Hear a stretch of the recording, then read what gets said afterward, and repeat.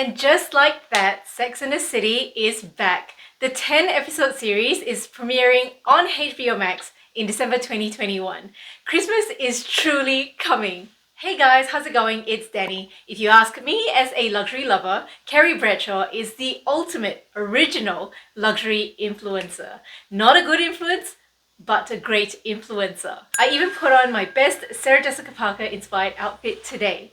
It's actually a little bit too tight. I can barely breathe, but you know, all in the name of fashion. Needless to say, I love Sex and the City, and I thought that I would celebrate my excitement for the revival by ranking my favorite bags from the 2 Sex and the City movies. And make sure at the end of the video, you leave me a comment about which were your favorite bags. I have 17 bags to rank, and at number 17, we have the Louis Vuitton Motard Firebird bag. This bag was gifted by Carrie Bradshaw to her assistant Louise for Christmas.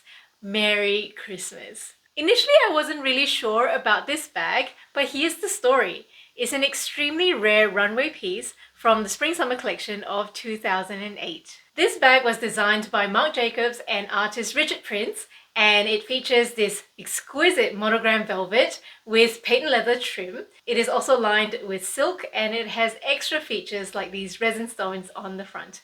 And of course, this piece is no longer made. And I'm a real sucker for limited edition, no longer available pieces. And although I would not be drawn to this bag if I just saw it sitting on a shelf at Louis Vuitton, it's a famous bag. I gotta at least rank it. At number 16 is the Chloe Paddington bag. She's just chilling in the middle of Carrie's heavenly walk-in closet. Now, the Chloe Paddington debuted in 2004 and it made a comeback in 2019. It is now considered an iconic bag for Chloe. I love the slouchiness of the Chloe Paddington and also the double top handles. It kind of reminds me of the Fendi Spy bag, one of the bags which I really want to add to my collection one day. At number 17 is this Chanel tote that Carrie was carrying. It has this checkered puffy pattern with a mix of metallics and whites. It reminds me of the current trends that we have today with a lot of our puffy bags, and it looks just so cuddly and so comfortable to carry. At number 14 is the Eiffel Tower bag that Carrie was carrying. It is called the Magenta Medusa Eiffel Tower bag. It was designed by Tim Woods, and the original bag that was in the movie was covered by 7,000 Swarovski crystals. Patricia Woods, who is the costume designer for Sex and the City, eventually sold the original piece for $3,000 US. A replica of this bag is still available on Tim Woods' website. The replica is made of acacia wood and then hand painted. It has no diamantes on it. And hey, you know what? I read that the replica was previously offered for $3,750 US. However, if you look at the website now, it is now going for $1,750. So who says designer prices cannot come down? But if you're interested in this bag, maybe you need to snap it up now before the season starts, because the price may then go up again. But if you are interested in a more affordable version, this one popped up while I was doing my research for the movie. This one is on Etsy and it comes in leather as well as faux leather. I think it is super cute, and it retails for 250 Australian dollars or about $200 US.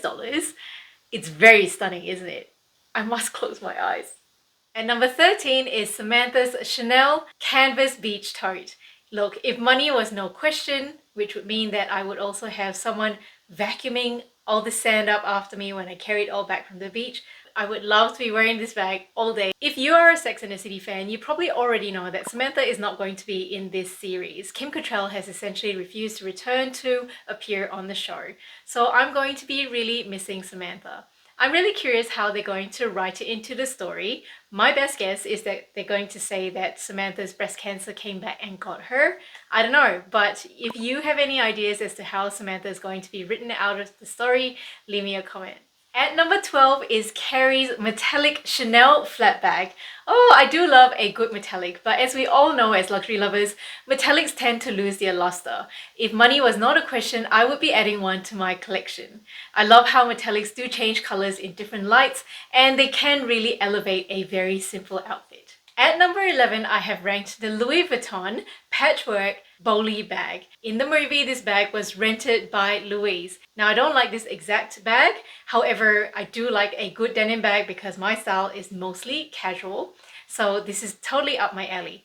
In the patchwork range, I actually prefer the Speedy. I like the luggage tag as well as the external pockets of the Speedy. Man, if I carried this bag, I'd have to stop drinking coffee and probably eating as well. At number 10 is Charlotte's Louis Vuitton trunks. I love a good Louis Vuitton heart-sided case because obviously that's classic LV. LV is known for their travel and their trunks. However, I know I'm not going to be able to do it because I'd be like, oh, super gentle, thank you. Oh. And I do really like how Charlotte is getting her cost per wear down because we see this Louis Vuitton heart case in part 1 of the movie where she brings it to Mexico and part 2 of the movie where she brings it to Abu Dhabi. At number 9 is Charlotte's pink Lady Dior. Look at this beautiful, beautiful bag. Now, the Lady Dior is one of my holy grail bags. I have one in my own collection, but this pink Python one, very, very nice. I actually think it's quite hard to put a monotonal outfit together in one bright color, but yeah, I really dig this look. At number 8, we have Miranda's yellow Ferragamo top handle bag. I personally love Ferragamo. I think that it is the underdog of the luxury brands. I really love their designs and their quality, and I also really love that they go on sale. This bag features the beautiful Gancini buckle of Ferragamo, and this bag is also in croc. And Ferragamo does croc bags in Chanel lambskin prices. I mean, that's like so value for money, because if you were paid the same amount of money, would you rather tackle a crocodile or a lamb? At number 7 is Charlotte's red Dior patent leather clutch. If you follow me, you know that I love patent leather. My Lady Dior is actually in this patent leather. So pretty. At number 6, we have Carrie's Louis Vuitton Limelight clutch. Did I mention before that I love metallics? I love how it looks against this off-white outfit, and in contrast to the last clutch that we saw, this one is a slouchy one, much like the clutches that we're seeing today from Fendi and Bottega. At number 5 is Charlotte's Fendi bag. Oh my gosh, this bag is so extra. Charlotte wore it to Fashion Week in the first movie. It's got these feathers and finger-like projections, and it's so big. It looks like a ball gown on its own. Anyway, of course, in reality, a really impractical bag, but just so appropriate for Fashion Week in Sex and the City. At number 4 is Charlotte's beautiful Chanel flat bag. This is a seasonal flat bag from Chanel. I love that it is white. Other than metallics, I love white. It just has the ability to take an outfit to the next level. I love the beading detail on the edge of the bag, and I also like that the quilts are not that puffy. That's just my personal preference. It makes it look so much more vintage. At number 3, I love this bag, this purple Chanel reissue. I personally really love the Chanel reissue, and I have one on my wish list. I prefer it to the classic flap because, I mean, it's the original classic flap. It was designed by Coco Chanel herself. And I also prefer the bijou chain of the Chanel reissue because it glides much more smoothly compared to the current strap that has interwoven leather, and the shade of this purple against that gold hardware. So beautiful. The leather actually looks a little bit matte, so it could be like a croc embossed suede. Wow, just delicious. And in the top 2 spots, we have 2 Birkins. There is Carrie's green Python Birkin 25 and Samantha's orange ostrich skin Birkin 35. Stunning! Now, usually I would rank the Birkin 25 as number 1. Look at this beautiful khaki green. However, I'm going to put it at number 2 because of the story that goes with this orange Birkin. Do you remember what happened to Samantha's Birkin? So in the second Sex and the City movie, the girls almost did some forbidden shopping in Abu Dhabi. I think that meant that they were about to buy some counterfeit products. In any case, Carrie manages to whisk the group away just in time, and as they were walking out of the store, the shopkeeper spotted Samantha carrying her orange Birkin on her waist. They then mistake Samantha's Birkin as one of their own stock, and they accuse her of stealing it and try to snatch it right out of her hands. And this happens.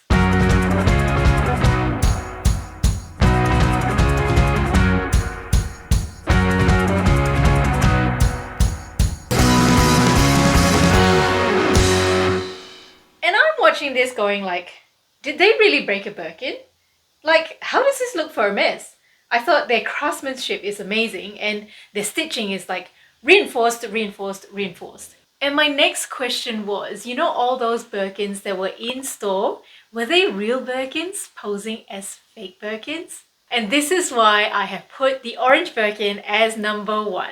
Hey, before you go, let me show you some more eye candy that you can expect to see in the upcoming series. These beauties have been spotted on set, like Carrie's beautiful purple Fendi baguette that is from the original series, obviously standing the test of time. Charlotte also seems to have collected a number of capucines in different sizes. She also has expanded her Dior collection by adding this Lady Dior as well as this Dior Bobby, and she's also been spotted carrying this really trendy Fendi basket bag. And I know this next one will be popular. Carrie is spotted carrying the Balenciaga Gucci collaboration hourglass bag. Okay, so now I better go and check that I have HBO Max, and if you feel like watching a luxury roast, go ahead and watch this one.